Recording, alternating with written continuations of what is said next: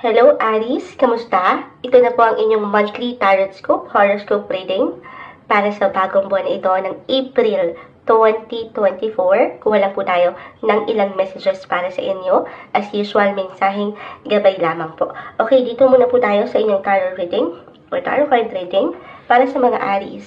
April 2024, anong maiwan natin para sa kanila? Message.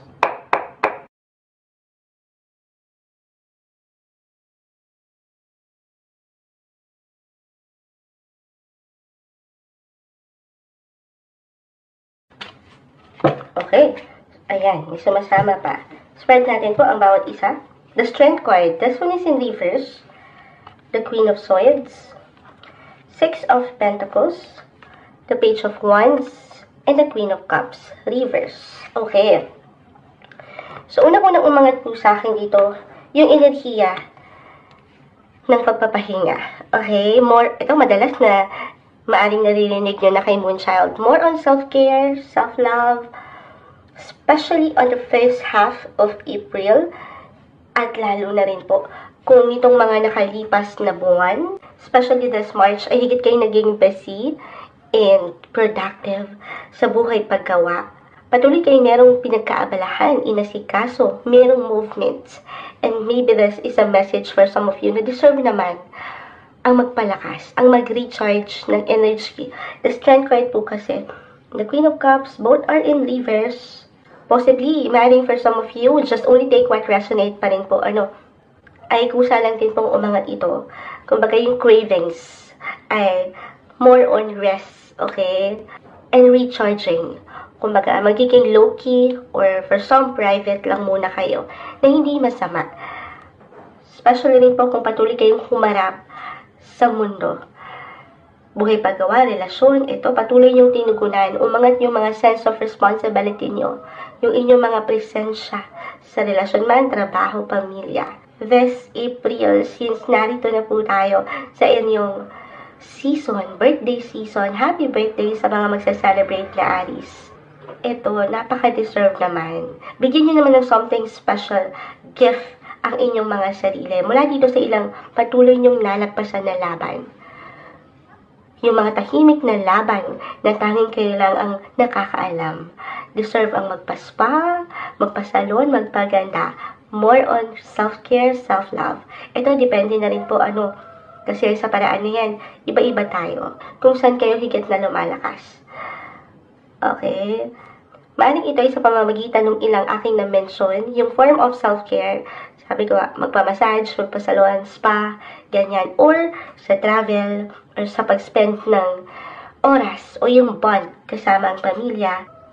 Other messages, if ever hindi yun mag-apply, I feel with your cards na meron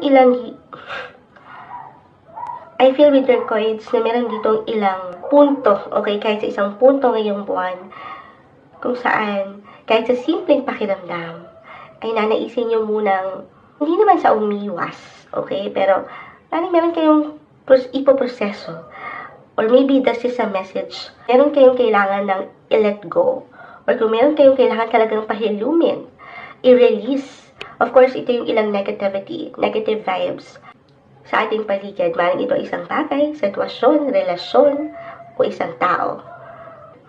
Lalo pa sa mga pagkakataon na alam mo naman sa iyong sarili na hindi na nito natutugunan ang iyong mga pangangailangan o yung value na meron ka.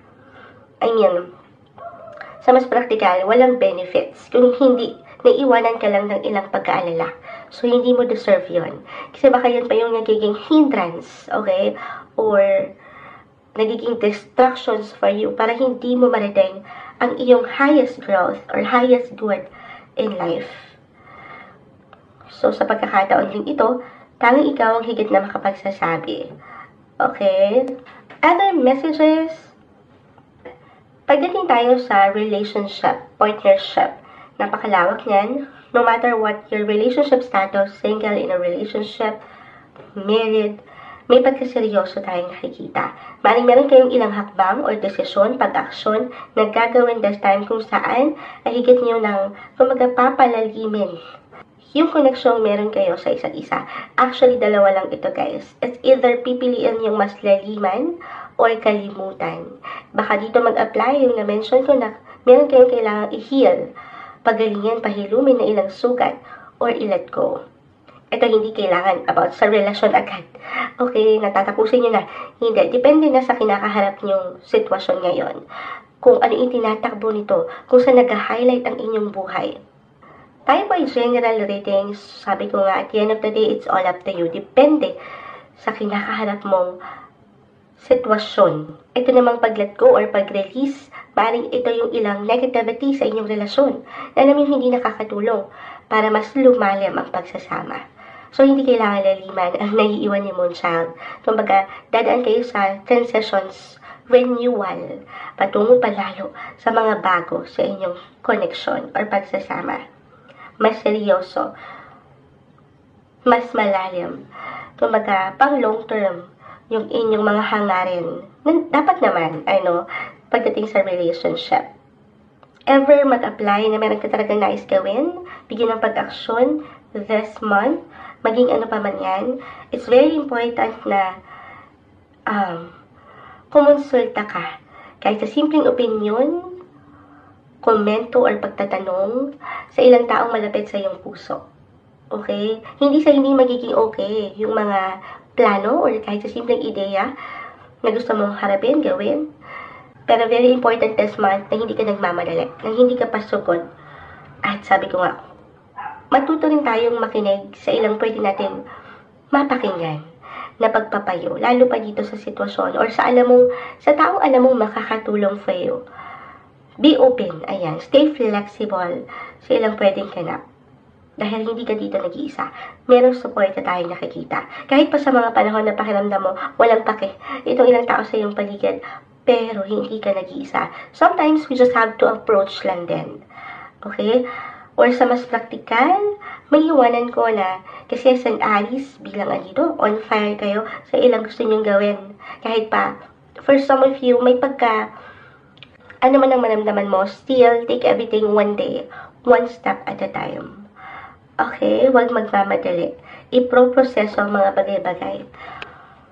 Maagat din dito yung inyong mga creative expression, yung inyong mga boses, yung inyong pagiging tunay, or pagpapakatotoo sa relasyon, trabaho, or sa mga personal na hangarin nyo.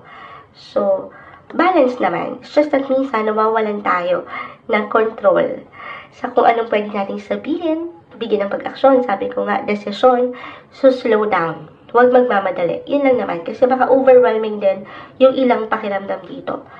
Iwas pressure. As long as andito yung concentration, yung pagiging seryoso, yung pang long term, consistent ka naman sa yung mga goal, relationship, partnership, or sa career, walang malalim na magiging problema. Hinay lang. Kalma. Kumbaga. Okay? Papaangatin ng energy this month dahil deserve ang magliwaliw. You will have fun. Deserve yan, okay? Bilang kayo andito, magdiriwang. And lastly, huwag kalimutang magsaya. Mag-enjoy din.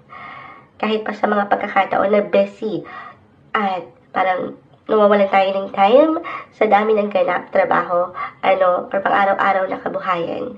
Spend more quality time rin sa ilang taong malapit sa iyong puso. Ayan, gumagalaw ang ating camera. I-add ko lang if ever hindi mag-apply sa relasyon, if you're in a relationship. Kumbaga, meron kayong gustong i-heal, pahilumin dyan. Or yun nga, sabi ko, meron kayong gustong i-let go, i-release ng ilang negative emotions. Then, maaaring ito po yung mag-apply pagdating sa inyong mga partnership. Or matatawag niyong partner in crime, in business, or sa work. As much as possible, ito po ay ipoproseso. Especially if this is something major or huge decision. Huwag ka magmadali.